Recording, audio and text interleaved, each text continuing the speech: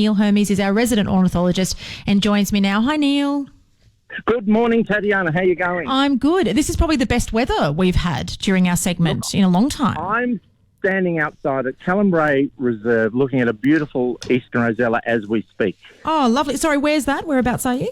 Callum, it's just on the edge of Red Hill. Oh, fantastic. Good stuff. Well, look, we've got a few birding stories to cover, but also if anyone has a question for you, 6255 1206, or they can email studio@2cc.net.au. And Neil, as always, if they do the birding call, they get extra points, don't they?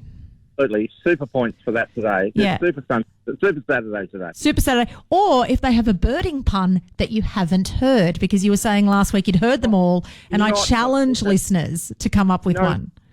Tatiana, not possible. I've heard every bird pun there is. I'm going to get you. I'm going to get you one day, okay? And you'll be all aflutter, Neil. All aflutter, thank you. Yeah, you're like, okay, heard that one, whatever.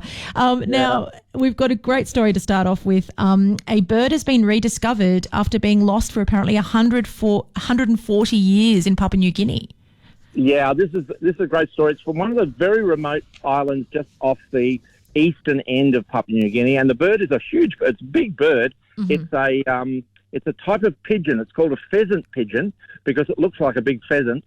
And there's a number of similar species occur on a number of little islands. I lived in New Guinea for a couple of years, and I thought I was remote where I was in Port Moresby. But these places, what they're hunting down these birds now, are very, very remote. And it really doesn't surprise me now that we're finding some of these birds that haven't been seen for a long time in these extraordinary remote places with some of the most modern technology of remote camera sensing, etc. A great discovery. That's amazing, 140 years, and apparently there were some camera traps that they installed and then just saw it strutting around. That's right, yeah. Well, as I say, tricky place, remote area, remote forest, very few people live there or visit there. Very few bird watchers would ever go there. There are probably a handful of bird watchers over 50 years, and a difficult bird to find when you get there. So, yeah, look, it's a great story, and it just goes to show if you get out to some of these remote places, there are still birding stories to be found. Fantastic. Now, the Western Grasswren has returned to Dirk Island for the first time in a century, so another rare bird. Yeah, look, this is great. The Western Australian government's got a project that they're calling the 1616 project, which is reintroducing birds and mammals to the Dirk Islands, and they're trying to replicate the fauna that was there when Dirk arrived in 1616. And they've released a lot of mammals that have become extinct on those islands, and now they have recently released the Western Grasswren. And these birds apparently are doing very well, so that's a really good story. Grasswrens are an amazing bird. They're one of these sort of enigmatic birds that bird watchers always want to try and see, a really obscure group of remote birds that are found in desert places. Now, our last story today is that the zebra finch has made a nest in a strange place in outback WA. Where is this? Well, I'm not going to say where it is, Tatiana. I'm going to leave it to you to tell the listeners where the nest actually is located. Oh, it's a little special in a dingo carcass. Yeah, well, is that as far as you're going to go, Tatiana? That's it. That's all I'm going to say. You can bring up the rear. The dead dingo. A dingo had been shot and hung in a tree. The carcass was hanging, and some zebra finches found it to be a great spot.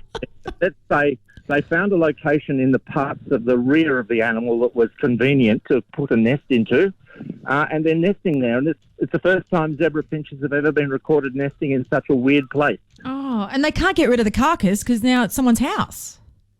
Yeah, well, the carcass will fall away. The zebbies will be out in a couple of weeks. They nest very quickly. Beautiful Australian finch. They've got this big red patch, the males on the side of the head. And in these last seasons, they're going to be absolutely exploding in numbers in inland Australia. So I'm not surprised that they're finding anywhere they can to put their nest. Now, I've asked you this before, but as we were talking before about that unicorn bird, that rare bird sighting, what's the one that you still hope to see, Neil? My unicorn bird these days, I'm not sure. The leatherwing kite was that one bird for a long time, but for me, it's a bird that occurs in Europe and across Central Asia, the lammergeier. You may have seen it on TV. It's the vulture that drops the bones of its prey onto the ground and breaks them open and eats the marrow. I've not seen a lammergeier, a type of vulture, and I'd love to see that somewhere one day. Wow, it sounds a little terrifying, but there you go. It's also called the bearded vulture. It's a magnificent, huge bird. found in parts of Europe and then right through the Middle East and into Asia Minor.